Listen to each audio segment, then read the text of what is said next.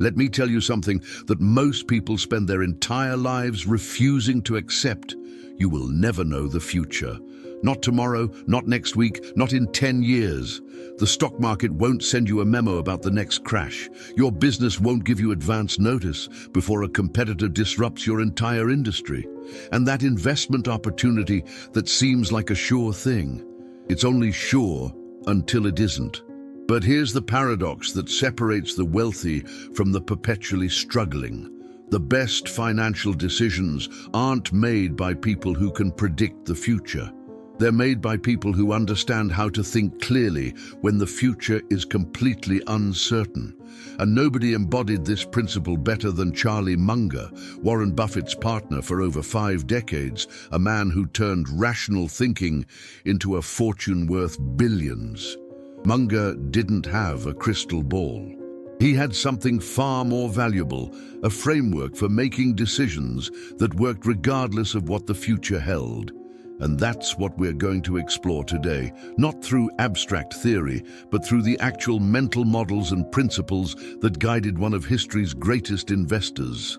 The illusion of prediction. Most people approach financial decisions as if they're weather forecasters.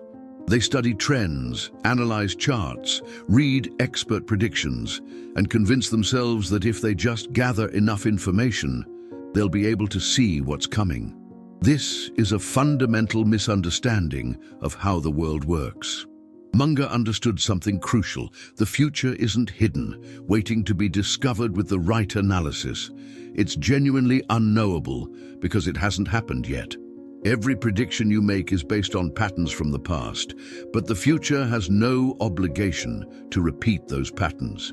The economy that behaved one way for 20 years can suddenly shift. The safe investment can collapse.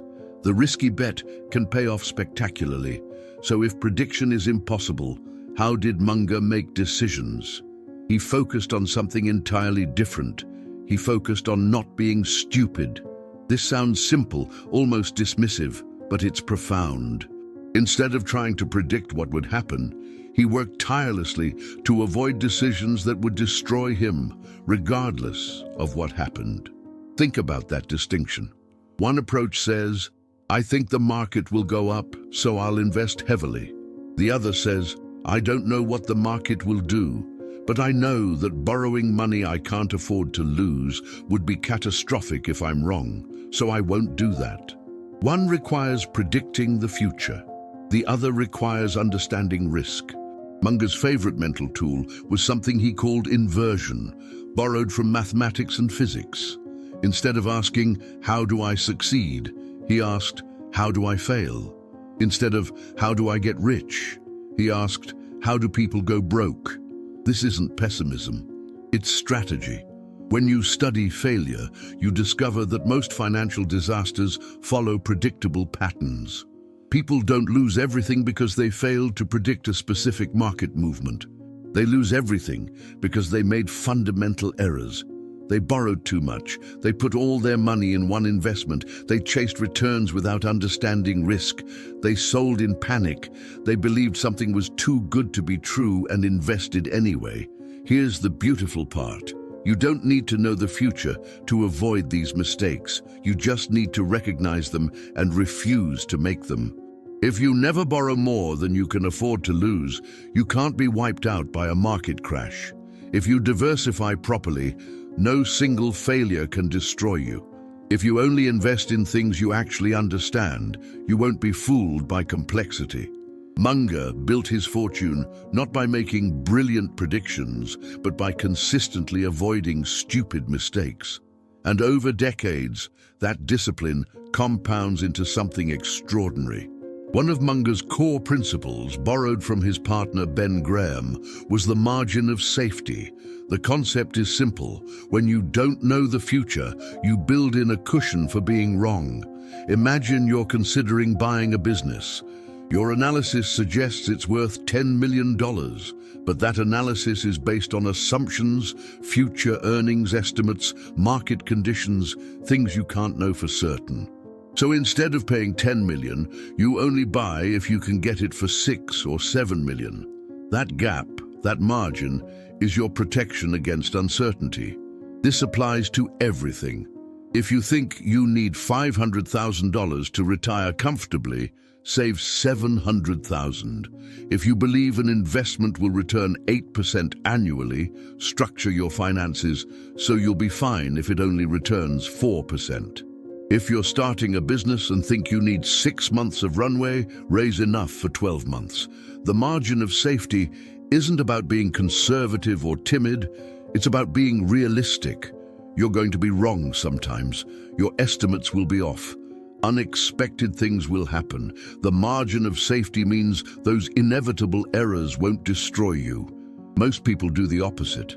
They calculate the best-case scenario and then structure their finances as if that scenario is guaranteed. They borrow to the maximum they can theoretically afford. They invest assuming everything will go according to plan, and when reality inevitably deviates from the plan, they're devastated. Munger's approach was different. Assume you're going to be wrong about something. Build in protection for that wrongness and then make your decision. This way, you can be wrong and still be fine. Here's a truth that will frustrate you. One of Munger's greatest advantages was that he was willing to wait. Not days or weeks, but years, sometimes decades. He understood that good opportunities are rare and that most of the time the right move is to do nothing. This is almost impossible for most people. We live in a culture that equates activity with progress. If you're not constantly doing something, buying something, investing in something, you feel like you're falling behind. But Munger recognized that in investing and in financial decision-making generally, doing nothing is often the highest return activity available. Why? Because bad decisions usually come from impatience. You invest in something mediocre because you're tired of waiting for something excellent. You sell an investment too early because you're anxious about short-term fluctuations. You chase the latest trend because you're afraid of missing out. All of these are decisions driven by the discomfort of waiting. Munger was comfortable with that discomfort.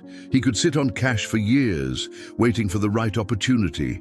He could hold an investment through temporary declines because he understood the long-term value. He didn't need to be constantly active to feel like he was succeeding. This patience had a compounding effect. By avoiding mediocre opportunities, he preserved his capital for truly exceptional ones. By holding investments long enough for the underlying value to be realized, he captured returns that impatient investors missed. And by not panicking during downturns, he avoided selling at the worst possible times. The irony is that patience is free. It costs nothing to wait, but it's an advantage almost nobody is willing to claim because it requires tolerating uncertainty and resisting the urge to act.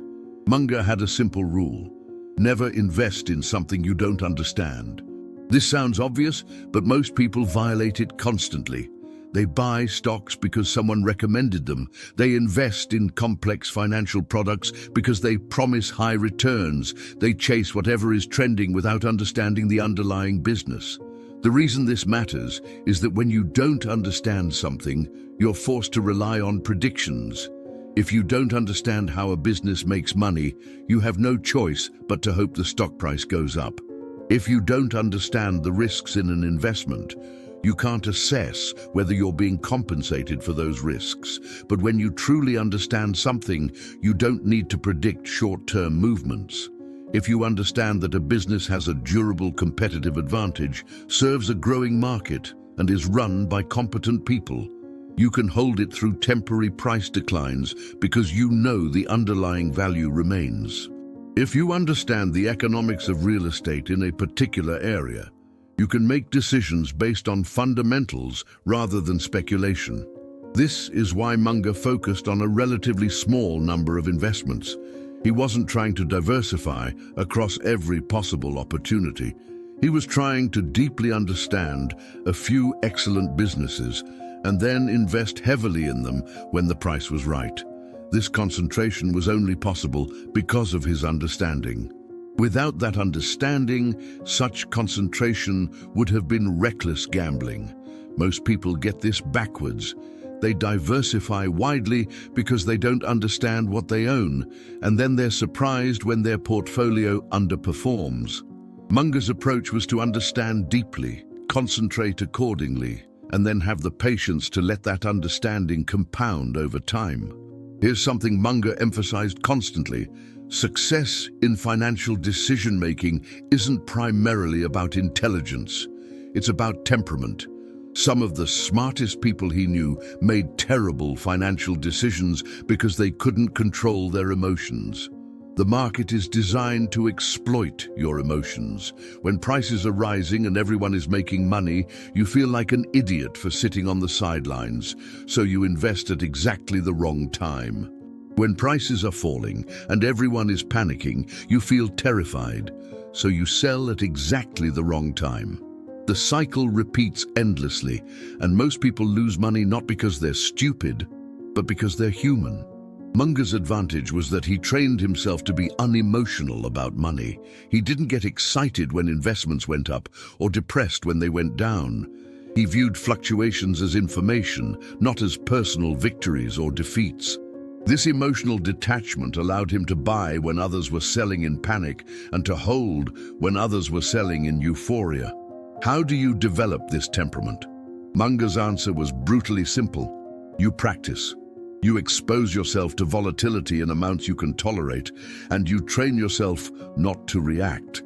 You study history and realize that every crash was followed by a recovery, and every boom was followed by a correction. You remind yourself constantly that short-term price movements are noise, not signal.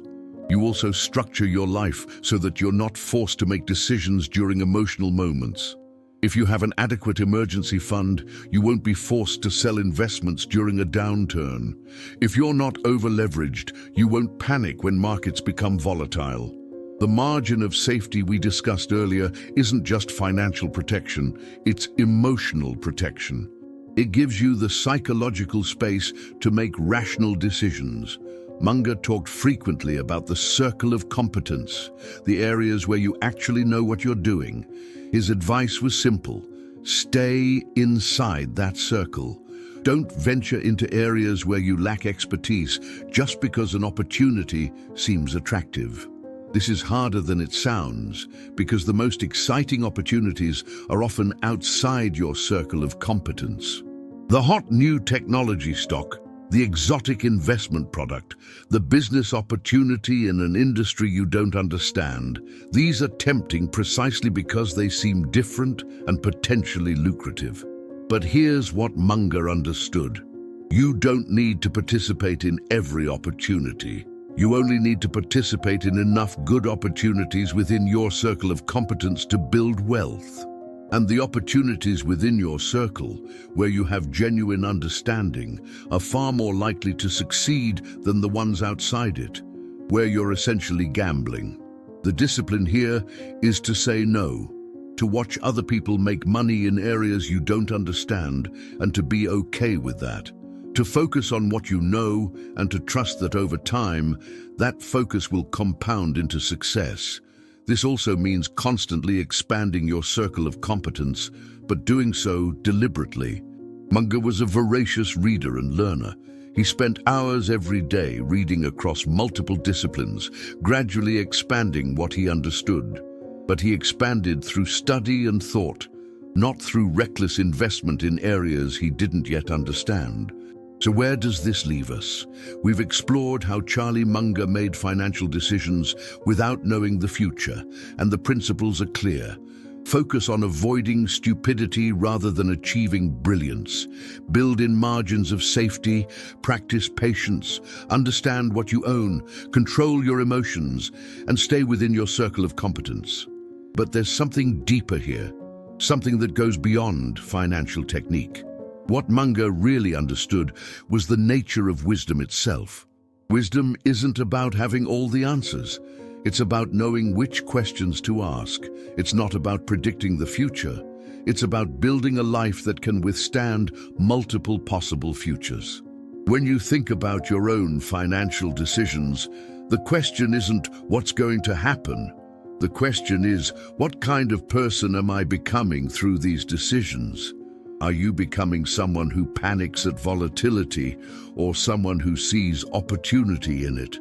Are you becoming someone who chases every trend or someone who waits patiently for genuine value? Are you becoming someone who borrows against an uncertain future or someone who builds cushions for the unexpected? These aren't just financial questions. They're questions about character, about discipline, about how you relate to uncertainty and risk. And the beautiful thing is that the same principles that made Munger a successful investor make for a successful life generally. Avoiding stupid mistakes, building in margins for error, being patient, understanding what you're doing, controlling your emotions, knowing your limitations. These are universally valuable traits. The future will remain uncertain. Markets will rise and fall. Opportunities will come and go. Crises will emerge that nobody predicted. But if you've built your financial life on sound principles rather than predictions, if you've developed the temperament to stay rational when others panic, if you've given yourself margins for being wrong, then you'll be fine. Not because you knew what was coming, but because you prepared for not knowing. That's the real lesson from Charlie Munger. The goal isn't to eliminate uncertainty, it's to build a system that works despite uncertainty. It's to make decisions that are robust across multiple possible futures rather than optimal for one predicted future. It's to focus on what you can control, your behavior, your discipline, your learning, your patience, rather than what you can't control, which is everything else. In the end, financial success isn't about being smarter than everyone else or having better information. It's about being rational when others aren't, patient when others are impulsive, and disciplined when others are reckless. These are choices available to everyone, regardless of intelligence or resources. They just require something most people aren't willing to give: the honesty to admit you don't know the future and the discipline to build your life accordingly. That's how you make financial decisions without knowing the future. Not by pretending you can see what's coming, but by building a foundation solid enough that it doesn't matter what comes. Charlie Munger proved it's possible. The question is whether you're willing to do what it takes.